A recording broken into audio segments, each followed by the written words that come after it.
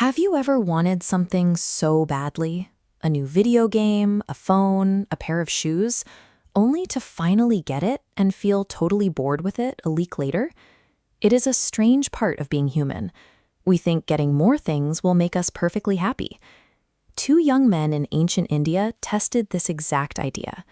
Prince Siddhartha and Prince Vardhamana had everything. They lived in spectacular palaces, wore pure silk, and ate the finest foods. Yet they both felt a deep, heavy emptiness that no amount of gold could fix. One day, Prince Siddhartha stepped outside his protected palace walls. For the first time, he saw a sick person, an older man, and someone who had passed away. But he also saw a quiet, peaceful monk with no belongings at all. These four sights changed his perspective on life. He realized that sickness and aging happened to everyone, even kings. He had to ask himself a hard question. If having a kingdom and infinite wealth cannot protect you from sadness, what can? To find the answer, both princes made a life-altering choice. They took off their heavy royal jewelry and left their palaces behind. They were starting a deliberate, radical quest to find a specific treasure, a lasting peace of mind. Siddhartha traded the loud, busy palace for the absolute silence of the wilderness.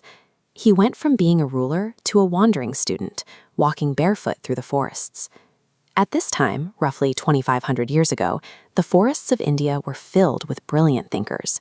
While kings fought over territory, these thinkers realized that true power meant mastering their own thoughts through deep meditation. Out of this period of intense questioning, three clear guides were created.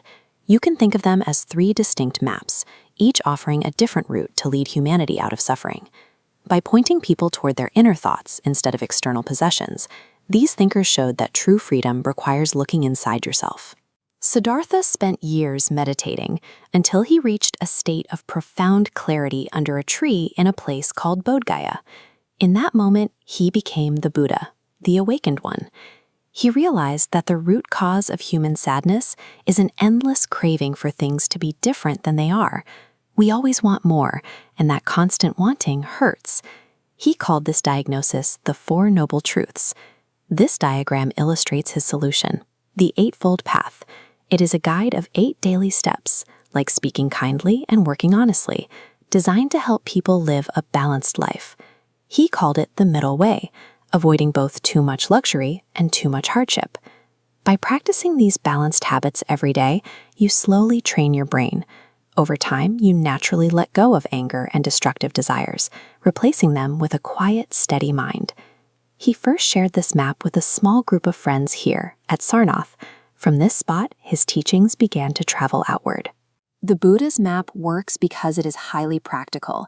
It gives people a clear, step-by-step system to break the exhausting cycle of always wanting more. Deep in those same forests, Prince Vardhamana, now known as Mahavira, was forging a second path. He also meditated for years to reach perfect clarity, becoming the great teacher of Jainism. His main rule was a concept called ahimsa, or absolute nonviolence. He believed that every living creature, down to the smallest ant or flying insect, deserved total respect and protection. This infographic shows Mahavira's compass for navigating life, the 3 jewels. It requires having trust in the truth, learning deeply, and matching your actions to your beliefs. The map of Jainism teaches that we cannot find peace inside ourselves if we are causing harm to the world around us. Kindness to others becomes kindness to yourself. While these single teachers were charting their maps, larger groups of students and teachers were gathering in outdoor forest schools called gurukuls, asking their own essential questions about the universe. They debated and discussed the mysteries of life for generations. Their conversations were eventually written down on palm leaves to preserve them, creating the texts we call the Upanishads. This model visualizes their greatest realization. They discovered that the individual spark of life inside you, called Atman, is not alone. It is directly made of the same energy that creates the entire universe, called Brahman.